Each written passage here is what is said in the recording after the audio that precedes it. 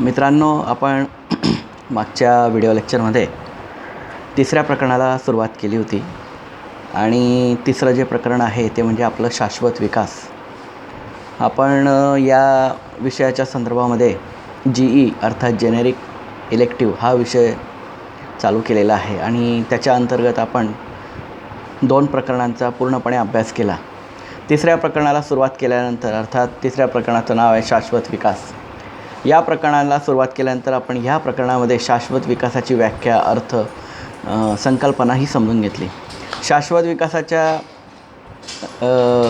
विकास हा का महत्त्वाचा आहे आणि या संबंधित असलेल्या त्यांच्या शाश्वत विकासाची गरज का आहे आणि कशासाठी करायला पाहिजे या संदर्भामध्ये सुद्धा आपण मागच्या व्हिडिओ लेक्चरमध्ये जाणून घेतलं. सर्वात महत्त्वाचा मुद्दा या प्रकरणातला तो म्हणजे शाश्वत विकासाची उद्दिष्टे, जी जून 2012मध्ये पार पडलेल्या Rio20 या आंतरराष्ट्रीय परिषदेमध्ये सर्वानुमते संमत करण्यात आलेले व या परिषदेत मान्य करण्यात आलेले जी काही उद्दिष्टे 17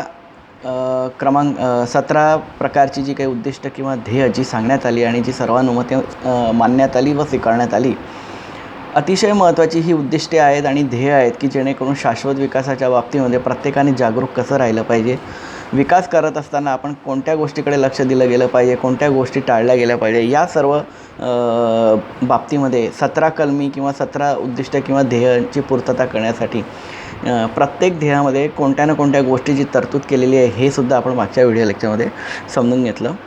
ही जी काही सर्व 17 प्रकारची जी काही उद्दिष्ट किंवा ध्येय जे सांगितलेले आहे, या परिषदेमध्ये सर्वानुमते म्हणजे प्रत्येक देशातल्या किंवा राष्ट्रातल्या लोकांनी संमत करून किंवा अनुग्रह प्रस्तावित करून ती स्वीकारली आणि असा ठराव पास झालेला आहे की 2030पर्यंत हा जो काही अजेंडा आपण मांडलेला आहे याची पूर्तता कमीत कमी 2030पर्यंत पूर्णपणे झाली पाहिजे.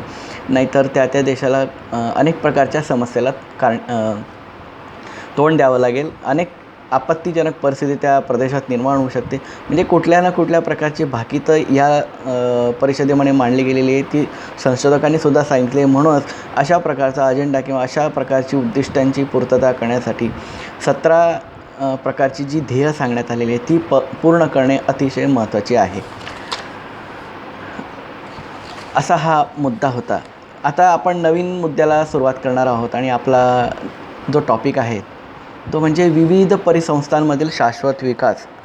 यामध्ये आपल्याला कृषी अर्थात शेतीशी संबंधित आणि वने किंवा जंगलांच्या संबंधित शाश्वत विकासाच्या बाबतीमध्ये आपल्याला काय काय पाऊल उचलावं लागेल किंवा ते कशा प्रकारे आहे या संबंधित आपल्याला ह्या घटकामध्ये अभ्यास करायचा आहे. कृषी अर्थात याला इंग्लिशमध्ये ॲग्रिकल्चर म्हणतात, शेती म्हणतात, माती, धरणी, अनेक प्रकारचे शब्द या कृषीला समानार्थी आपल्याला माहीत आहे.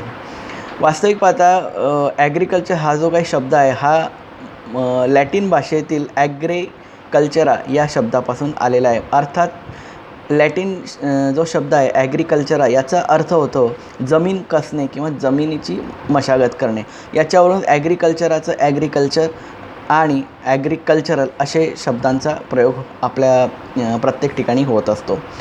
मग अनेक शेती किंवा कृषीप्रधान ही जी संस्कृती आहे प्रत्येक देशामध्ये अतिशय जुने, म्हणजे याला काही 5,000 किंवा 6,000 किंवा 10,000 वर्षापूर्वीचा इतिहास नाही, तो हजारो वर्षापूर्वींचा इतिहास आहे. आणि प्रत्येक संस्कृतीमध्ये, मग ती सिंध संस्कृती असेल, गंगा संस्कृती असेल, झेलम संस्कृती असेल, बियास संस्कृती, नाईल नदीची संस्कृती असेल, ॲमेझॉन नदीची संस्कृती, प्रत्येक नदीच्या संस्कृतीमध्ये किंवा त्या खोऱ्यामध्ये या अशा प्रकारच्या साधनसंपत्तीचा कशा प्रकारे वापर करून तेव्हापासून तर आतापर्यंत लोक आपल्या गरजांची पूर्तता करण्यासाठी त्याप्रमाणे प्रक्रिया करत आलेले, काम करत आलेले, आपलं कर्तव्य बजावत आलेले आहे.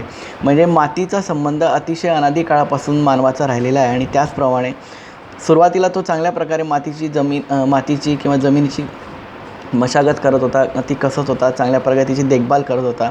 परंतु कालांतराने या आताच्या काळामध्ये मानवाला चांगल्या प्रकारची बुद्धी आणि कौशल्य जास्त समजायला लागलं व कळायला लागल्यामुळे त्या मातीला किंवा त्या नैसर्गिक घटकाला मोठ्या प्रमाणामध्ये दुर्लक्षित करण्यात आलं.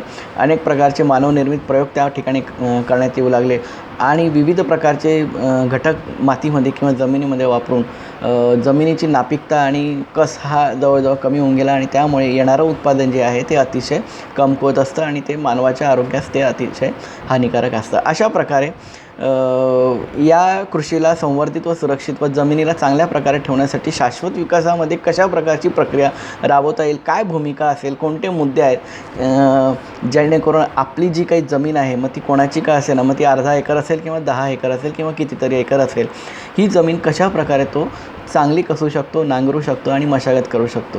तर काही मुद्द्यांचा अंतर्भाव किंवा सहभाग होणं फार महत्त्वाचं आहे. तरच ती शेतीचं आयुष्य वाढेल किंवा त्या मातीमधली जी काही घटक आहेत किंवा जी सुपीकता आहे ती टिकून राहू शकते.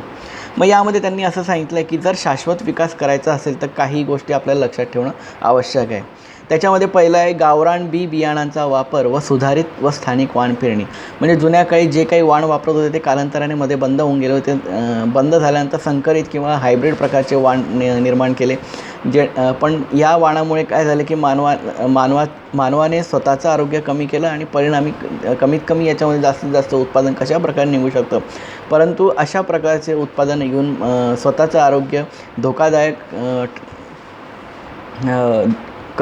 धोकादायक केल्यानंतर आणि पूर्णपणे आयुष्य कमी करण्याच्या मानसिकतेमध्ये हा मानव राहिलेला आहे. म्हणून जर जमिनीची सुपीकता आणि जर कस सुधारायचा असेल तर गावरान बियाणाचा किंवा जे काही फार जुनी आणि पारंपरिक आणि प्राचीन वाण आहेत त्यांचा वापर झाला पाहिजे. दुसरा मुद्दा आहे तो म्हणजे नैसर्गिक खतांचा वापर. अतिशय महत्त्वाचा आहे. जितक्या नैसर्गिक खतांचा वापर म्हणजे ज्याला आपण सेंद्रिय म्हणतो किंवा विविध प्रकारचे पक्षी प्राण्यांचा पालापाचोळा किंवा विविध प्रकारचे विष्टान्न जे काही आहेत त्यांचा वापर करून जर या शेतीमध्ये जर वापर केला तर जमिनीला एक चांगली ऊर्जा आणि ताकद मिळू शकते. म्हणून नैसर्गिक खतांचा वापर हा वाढवला गेला पाहिजे आणि त्याचा वापर झाला पाहिजे.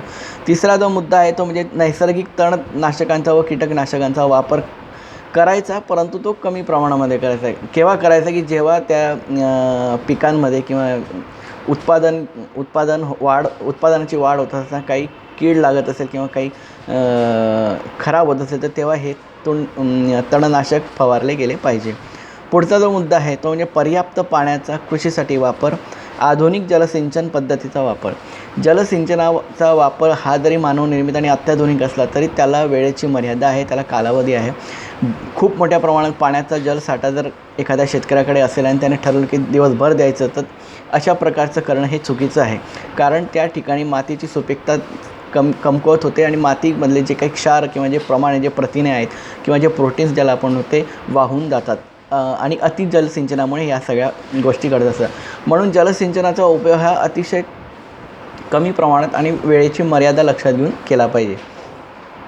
दुसरा मुद्दा आहे पर्यावरणाचा समतोल राखणे. या सगळ्या गोष्टी करत असताना आणि आपल्या निसर्गातून जे काही आपलं प्राप्त होतं ते पुन्हा आपल्याला निसर्गाला कसं देता येईल किंवा निसर्गाचं संरक्षण कसं करता येईल किंवा त्याचाच वापर त्याच्यासाठी कसा आपल्याला उपयोगात आणता येईल ह्या गोष्टींचा वापर आपण केला पाहिजे.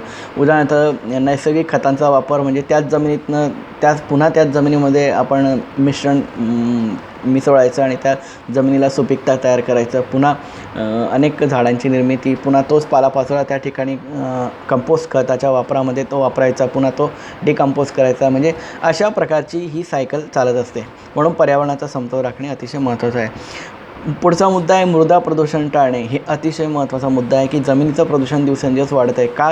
कारण अनेक प्रकारच्या कारखान्यांचं व इंडस्ट्रीज किंवा छोट्या लघु उद्योगांचं जे काही सांडपाणी आहे किंवा विषारी द्रव्य किंवा घटक आहेत हे त्या जमिनीमध्ये सोडले जात आहे आणि या विषारी द्रव्यांमुळे किंवा पाण्यांमुळे किंवा त्या प्रदूषणामुळे मातीची सुपीकता कमी होते. मातीमधले जे काही प्रोटीन्स हे नष्ट होतात, मातीतले क्षार कमी होतात आणि परिणामी माती ही पूर्णपणे नापीक बनत असते. म्हणून मृदा प्रदूषण टाळण्याकरता ह्या सगळ्या गोष्टींची उपयोगिता वाढवली गेली पाहिजे. थोडंसं जनजागृती करण्यात यायला पाहिजे.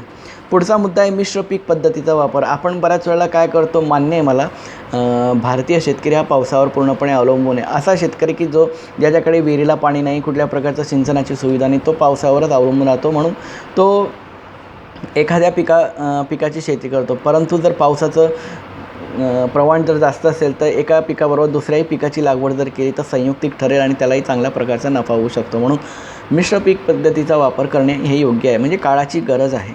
पुढचा मुद्दा आहे तो म्हणजे नैसर्गिक पद्धतीने शेतीमध्ये ह्युमस तयार होऊ देणे. ह्युमस म्हणजे एक प्रकारच्या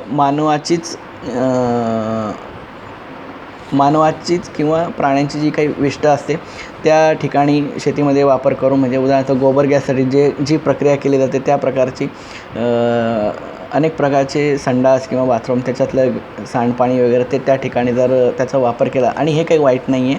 मोठमोठ्या शहरांमध्ये अशा प्रकारच्या प्रक्रिया, म्हणजे महानगरपालिकेचे मोठमोठे जे संडास असतात पुणे मुंबईसारख्या शहरामध्ये, त्या संडास आणि बाथरूमचं पाणी नाल्यात सोडलं गेलं आणि त्या नाल्यावर अनेक प्रकारची शेती केली जाते, त्याच्यावर पिकांचं उत्पादन घेतलं जातं. म्हणजे अशा गोष्टींचा पुनर्वापर हा या ठिकाणी मला सांगावायचा आहे. पुनर्वापराच्या उपयोगामुळे असा फायदा हा होऊ शकतो.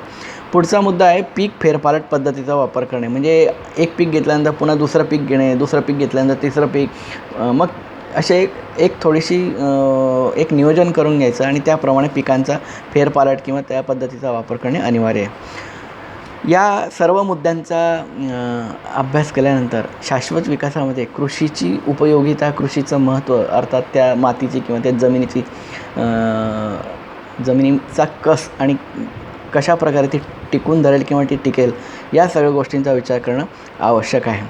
शाश्वत शेती पद्धतीत शेती करताना मृदेचं संवर्धन, जलसंवर्धन, पशूंचे देशी वाण संवर्धन, प्राणी संवर्धन, वन संवर्धन, आर्थिक व सामाजिक विकास या इत्यादी सर्व गोष्टींची सकारात्मक कृतीची गरज आहे, जेणेकरून शाश्वत विकासामध्ये ह्याही गोष्टींचा विकास व्हायला पाहिजे.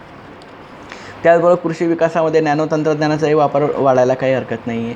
नॅनो तंत्रज्ञान म्हणजे ज्याला आपण नॅनो टेक्नॉलॉजी म्हणतो, असं जळगावला जैन इरिगेशन आणि जैन व्हॅली हे 2 प्रकल्प आहेत. त्या ठिकाणी कृषीच्या संबंधी अनेक प्रकारचे नॅनो टिश्यू कल्चर्स, विविध प्रकारची रोपं किंवा मग ते हायब्रिड असतील किंवा वेगवेगळ्या प्रकारची वाणरहित पिके असतील, रोपे असतील, याचा उपयोग करतात की जेणेकरून कमीत कमी खर्चामध्ये त्या व्यक्तीला किंवा त्या शेतकऱ्याला चांगला फायदा होईल आणि सेंद्रिय खतांचा वापर करून सभोवतालच्या नैसर्गिक घटकामध्ये कुठल्याही प्रकारचं प्रदूषण न होता अशा प्रकारच्या नॅनो टेक्नॉलॉजीचा वापर आत्ताच्या काळामध्ये आपण पाहत आहोत. अशा प्रकारे शाश्वत शेती विकासामध्ये या सगळ्या गोष्टींचा समावेश करण्यात आला आहे. त्याचबरोबर ग्रीन हाऊस आणि पॉली हाऊस हे सुद्धा महत्त्वाचे आहे, कारण पॉली हाऊस किंवा ग्रीन हाऊस यामध्ये अनेक प्रकारचा भाजीपाला किंवा फुलांची शेती किंवा फळांची शेती केली जाते की या पॉली हाऊस आणि ग्रीन हाऊसच्या माध्यमातून सूर्याचा प्रकाश हवा तेवढाच या पिकांना दिला जातो आणि त्या ऊर्जेतनं किंवा त्या प्रकाशातून त्या माध्यमातून ती पिकांची वाढ होत असते. अशा प्रकारचं एक नवीन तंत्रज्ञान सध्या चांगल्या प्रकारे विकसित झाले आणि बरेचसे शेतकरी ह्या ग्रीन हाऊस आणि पॉली हाऊसचा वापर करत आहेत, कारण पूर्णतः नैसर्गिक आणि निसर्गाशी संबंधित असल्यामुळे त्या शेतकऱ्याला हा निश्चित फायदा होतो. अशा प्रकारे शाश्वत विकासामध्ये या सर्व मुद्द्यांचा अंतर्भाव करून पर्यावरणाला व निसर्गातील सगळ्या घटकांना व परिणामी मानवाला कशा प्रकारे ते चांगलं काम करता येईल किंवा संतुलित राखता येईल या गोष्टींचा उपयोग या ठिकाणी सांगण्यात आलेला आहे. पुढचा जो मुद्दा जो सांगितलेला आहे वने परिसंस्थेतील शाश्वत विकास, म्हणजे जंगले किंवा जी काही वनांचे क्षेत्र येतात त्या वनांच्या क्षेत्रांमध्ये कशा प्रकारे तो विकास साधता येऊ शकतो. मग काही मुद्द्यांचा अंतर्भाव यामध्ये किंवा या जंगलांच्या सुरक्षितता किंवा त्या संवर्धनाकरता शाश्वत विकासासाठी काय काय करावं लागेल असं सांगण्यात आलेलं आहे. वनाला किंवा जंगलांना लागणाऱ्या आगीचे नियंत्रण व त्या संदर्भात व्यवस्थापन प्रत्यक्ष अंमलात आणणे. आपल्या सातपुड्यासारख्या किंवा विविध प्रकारच्या डोंगराळ भागामध्ये उन्हाळ्यात खूप मोठ्या प्रमाणामध्ये वणवा लागतो. काही जणं म्हणतात की तो मानवनिर्मित आहे, काही जणं म्हणतात नैसर्गिक, परंतु हा वणवा उष्णतेच्या लाटेमुळे निर्माण होत असतो. तो त्या ठिकाणी आग लागत असते आणि आग लागल्यामुळे अनेक प्रकारचा ते स्वरूप वणव्याच्या रूपामध्ये बदलतं आणि आगीचं आग पूर्णपणे मोठ्या स्वरूपामध्ये पसरत जाते आणि जंगलही नष्ट होत असतात. त्याचं व्यवस्थापन करणे अतिशय महत्त्वाचं आहे. म्हणजे एखाद्या ठिकाणी पाण्याचा साठा तयार करून ठेवायचा की जेणेकरून भविष्यात समजा पुढच्या वर्षी जर अशी आग लागली तर तेथील साठवलेल्या पाण्याचा वापर करून त्या ठिकाणी ती आग विझवता येईल. जास्तीत जास्त वृक्ष लागवड जर जंगलामध्ये झाली तर निश्चितपणे त्या ठिकाणी वणव्यासारखी समस्याही होणार नाही. वनांचे संरक्षण व संवर्धन हाही मुद्दा अतिशय महत्त्वाचा आहे. पशु प्राण्यांच्या नैसर्गिक अधिवासांचे संवर्धन आणि संघटन, म्हणजे जे पशुपक्षी प्राणी ज्या जंगलात आढळतात त्यांची संख्या कमी होत चाललेली आहे, ते नष्ट होत चाललेले आहे. त्यांचाच जर अधिवास त्याच ठिकाणी जर त्यांना विकसित केला, त्यांचं संकरित किंवा त्यांच्यावर व्यवस्थित उपचार केले, त्यांना खाद्यपदार्थ देण्यात आले, त्यांची काळजी घेतली, त्या ठिकाणी त्यांच्या प्रजातीही वाढतील. प्रजाती वाढल्या गेल्यामुळे त्या ठिकाणच्या जंगलांचं संरक्षण पण होईल, जंगलातली झाडे वनस्पती ह्याही टिकतील. अशा प्रकारचा विचार या ठिकाणी झाला पाहिजे. सामाजिक जनजागृती करणे अतिशय आवश्यक आहे. जंगले ही फार मोठी संपत्ती आहे आणि भारतामध्ये आज फक्त 22% जंगले शिल्लक आहे. परंतु आज जर राष्ट्रीय संशोधनाच्या दूरदृष्टिकोनातून जर आपण विचार केला तर भारताला 33% जंगलांची अपेक्षा ह्या ठिकाणी आपल्याला सांगण्यात आलेली आहे. 33% जर जंगले जर भारतात राहिली तरच चांगल्या प्रकारचा विकास हा होऊ शकतो, ऑक्सिजनची निर्मिती होऊ शकते. अनेक प्रकारचे महत्त्वाचे घटक आहे. म्हणून याच्यातून सामाजिक जनजागृती झाली पाहिजे, समुपदेशन झालं पाहिजे, मार्गदर्शन झालं पाहिजे, की जेणेकरून जंगले ही संपत्ती, जी साधन संपत्ती व नैसर्गिक संपत्ती म्हटली जाते, ही किती महत्त्वाची आहे आणि आवश्यक आहे. यासाठी ह्या गोष्टीची अंमलबजावणी होणे अतिशय आवश्यक आहे. वन किंवा जंगलांच्या विषयक कायद्यांची सक्त अंमलबजावणी जंगलांच्या संदर्भामध्ये कायदा झालेला आहे. ज्या दुर्मिळ वनस्पती किंवा अतिशय नामशेष होण्याच्या मार्गावर ज्या काही जाती जमाती पशुपक्ष्या प्राण्यांच्या आहेत, यांना संगोपन करणे, यांना जिवंत ठेवणे आणि त्यांचं पालनपोषण करणे, अशासाठी अनेक प्रकारचे कायदे निर्माण झालेले. मग ते भारतात आहे, इतर देशांमध्ये सुद्धा आहे. या कायद्याच्या आधारे लोकांना धाक बसेल, जेणेकरून अशा प्रकारचा अमानुष छळ जंगलातील संपत्तीवर होणार नाही आणि त्या परिणामी ते सुरक्षित आणि चांगले राहतील. अशा प्रकारचा वापर आणि अशा प्रकारच्या कायद्यांची अंमलबजावणी होणे आवश्यक आहे. त्याचं पालन करणं अतिशय महत्त्वाचं आहे. आणि जर कोणी जर या कायद्याचं नुकसान करत असेल किंवा कायदा जर तोडण्याचा प्रयत्न करत असेल तर याला सर्वात महत्त्वाचं म्हणजे कडक शिक्षा आणि काटेकोरपणे या शिक्षेचे पालन झालं पाहिजे. अशा प्रकारे या जंगलांच्या परिसंस्थेतील शाश्वत विकास हा किती महत्त्वाचा आहे हा आपल्या लक्षात येईल. पुढचा जो घटक आहे तो म्हणजे मूलस्थानी संरक्षण किंवा स्वस्थानी, म्हणजे जे ठिकाण ज्या प्रदेशात आहे, म्हणजे स्वतःचं एक ठिकाण की ज्या ठिकाणात किंवा जे पशुपक्षी प्राणी संचार करत आहे त्यांचा अधिवास आहे, असं मूळ ठिकाण. मग काय आहे मूलस्थानी किंवा स्वस्थानी संरक्षण, इन सितू कन्झर्वेशन? तर या पद्धतीत सजीव ज्या नैसर्गिक अधिवासात रहिवास करीत असतो त्याच अधिवासात त्याचे संरक्षण केले जाते. म्हणजे ज्या जंगलांचे क्षेत्र असतील किंवा विविध प्रकारचे जे काही भूप्रदेश असतील त्या प्रदेशामध्ये असंख्य प्रकारचे दुर्मिळ प्रजातीचे पशुपक्षी प्राणी आढळतात किंवा संचार करत असतात. यांचा अधिवास जर त्यांनाच त्या ठिकाणी जर व्यवस्थित जर नियोजन करून त्यांचं संगोपन आणि सुरक्षित जर त्यांना ठेवलं तर निश्चितपणे त्यांना समाधान वाटेल आणि त्या ठिकाणची असलेली संपत्तीही टिकू शकते. परस्थानी संरक्षण म्हणजे काय? पुढचा मुद्दा आहे परस्थानी संरक्षण. या पद्धतीत सजीवांना त्यांच्या मूळ अधिवासापासून दूर करून नव्याने निर्माण केलेल्या अधिवास क्षेत्रात सोडले जाते आणि त्या ठिकाणी त्यांचं संगोपन केलं जातं व त्यांना पालनपोषण केलं जातं.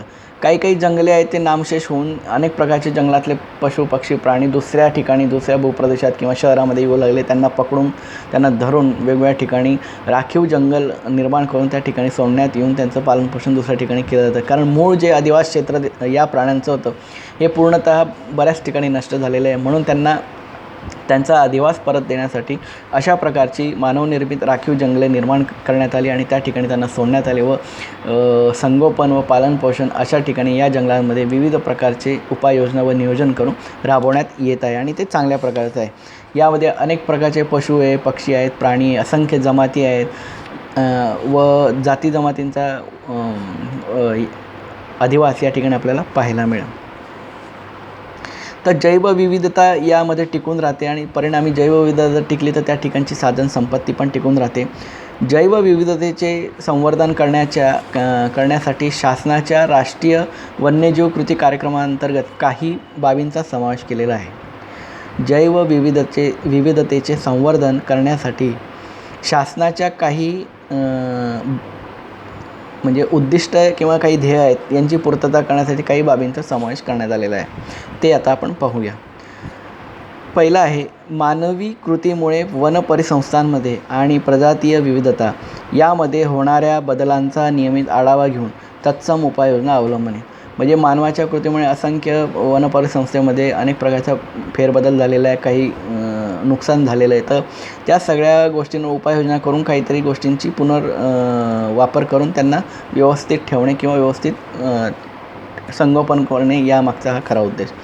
जैवविविधतेच्या संदर्भात सर्वेक्षण करून त्यांचे मोजमाप करून त्यांची नोंदी करणे हेही महत्त्वाचं आहे. सजीवांच्या मूळ जाती टिकवून ठेवण्यासाठी उपाययोजना करणे, त्यांच्या मूळ स्थानाचे जतन केले. ज्या पशुपक्ष्या प्राण्यांचा मूळ अधिवास किंवा जे जंगलांचे क्षेत्र त्यांचे मुख्य आहेत त्याच ठिकाणी त्याचं संगोपन, त्यांना संरक्षण दिलं गेलं पाहिजे आणि त्यांचा सुरक्षित त्यांना ठेवलं गेलं पाहिजे. अशा प्रकारे म्हणजे जतन केलं पाहिजे, काळजी घेतली पाहिजे, एवढं या मुद्द्यावरून लक्षात येईल. देशातील सर्व वन्यजीवांचे संवर्धन करण्यासाठी संरक्षित प्रदेश तयार केले गेले. संरक्षित म्हणजे याला रिझर्व फॉरेस्ट असं म्हणतो, आरक्षित वन किंवा जंगलांचे क्षेत्र आपण म्हणतो. महाराष्ट्रातसुद्धा अनेक प्रकारचे राखीव जंगले आपल्याला पाहते. मग ताडोबा असेल, काळवीटचं असेल, मोरांचं असेल, विविध प्रकारचे असे जंगले की ज्यांना आरक्षित करून त्यांना नियंत्रणात ठेवण्यात आलेलं आहे. संरक्षित प्रदेशांच्या योग्य व्यवस्थापनासाठी समिती स्थापन करणे, या माध्यमातून व्यवस्थापन घडवून आणणे, राष्ट्रीय उद्यानात संपूर्ण परिसंस्थेला संरक्षण देणे, त्यांची काळजी घेणे, संगोपन करणे, सर्व काही यामध्ये समावेश केलेला आहे. पुढचं आहे वन्य प्राण्यांच्या चोरट्या शिकारीवर नियंत्रण व त्यांच्या विविध शारीरिक अवयवांची तस्करी रोखण्यात आलेली दिसून येते. अशा प्रकारच्या कडक कारवाई करून व विविध प्रकारचे कायदे निर्माण करून जे शिकार करणारे असतात आणि शिकार करून त्यांचे अवयवांचे दुर्मिळ केस, नख किंवा कातड्यांचे तस्करी करून बाहेरच्या प्रदेशामध्ये पैसे कमवण्याचं जे काही लोकांची मानसिकता होती, अशा या सर्व क्रियांवर एक प्रकारचं त्या ठिकाणी त्यांना कुठेतरी अटकाव आलेला आहे आणि अशा प्रकारचं हे प्रकरण रोखण्यात अनेकांना यश आलेलं आहे. जैवविविधतेच्या संरक्षणासाठी राष्ट्रीय व आंतरराष्ट्रीय सूचनांचा व संकेतांचा काटेकोरपणे पालन केले जाणे. विविध प्रकारच्या ज्या काही आंतरराष्ट्रीय संघटना आहे पर्यावरण व प्राण्यांच्या संदर्भामध्ये काही गोष्टी तरतूद त्यामध्ये करत असतात आणि संपूर्ण जग त्यामध्ये समाविष्ट असतं आणि सर्व जगांच्या सहानुमतीने व अनुमतीने प्रत्येक गोष्टी करण्यास प्रत्येकालाच ते तयार व्हावं लागतं. आणि अशा प्रकारे आंतरराष्ट्रीय संघटना किंवा संस्था ही देखरेख करत असते कुठे कशा प्रकारचं काम चांगलं होतं आहे, सकारात्मक होतं आहे, कुठे ते कामाची टाळाटाळ होते आहे, अशा प्रकारची देखरेख व त्याचं पालनपोषण व नियोजन या सर्व बाबींचा समावेश यामध्ये आहे. पर्यावरणीय बदलांशी सजीवांचे समायोजन करण्यासाठी योग्य उपाययोजना केल्या जातात, हेही तितकंच महत्त्वाचं आहे. उपाययोजना जोपर्यंत होत नाही तोपर्यंत कुठल्याही प्रकारचं आपण कोणतीच गोष्ट शाश्वत विकासाच्या बाबतीमध्ये आपण साध्य करू शकत नाही. म्हणून उपाययोजना अतिशय महत्त्वाच्या आहेत. स्थानिक व राष्ट्रीय स्तरावरील जंगलांचे संरक्षण केले जाते किंवा केले जावे ही सुद्धा यामध्ये एक महत्त्वाचं उद्देश आहे. प्रत्येक गावात किंवा गावाच्या बाहेर कुठेतरी जंगलांचं क्षेत्र आपल्याला आढळून येतं. आपण एका गावाहून जेव्हा दुसऱ्या गावात जातो तेव्हा अनेक प्रकारचे दाट झाडे किंवा प्रदेश असे लागतात की ते अक्षरशः आपल्याला जंगले वाटतात. हो, ती जंगलच असतात आणि या जंगलांचं त्याच गावकऱ्यांच्या माध्यमातून किंवा सहकार्यातनं जर त्यांचं संरक्षण केलं गेलं किंवा त्यांचा हातभार लागला आणि त्यांना वाचवण्यात यश आलं तर निश्चितपणे साधन संपत्तीमध्ये वाढ होऊन त्याचं संरक्षण होऊन जनजागृती करून खूप मोठा सिंहाचा वाटा या मानवाचा राहील. कारण पर्यावरणातले हे नैसर्गिक घटक जर संपूर्ण नष्ट झाले तर मानवाचं अस्तित्व काही वर्षामध्ये पूर्णतः नष्ट होऊ शकते. आणि म्हणूनच पृथ्वीला वाचवायचं आहे तर पहिले नैसर्गिक घटकांचं संवर्धन झालं पाहिजे, त्यांचा विकास झाला पाहिजे आणि त्यांना सुरक्षित ठेवलं गेलं पाहिजे. तेव्हा कुठेतरी शाश्वत विकासाच्या माध्यमातून आपण सुरक्षित राहू शकू. अशा प्रकारच्या जैवविविधतेच्या संवर्धनात काही मुद्दे आपण या ठिकाणी अभ्यासले आहेत. याच्यानंतरचा जो पुढचा भाग आहे किंवा घटक आहे तो आपण पुढच्या व्हिडिओ लेक्चरला घेऊया.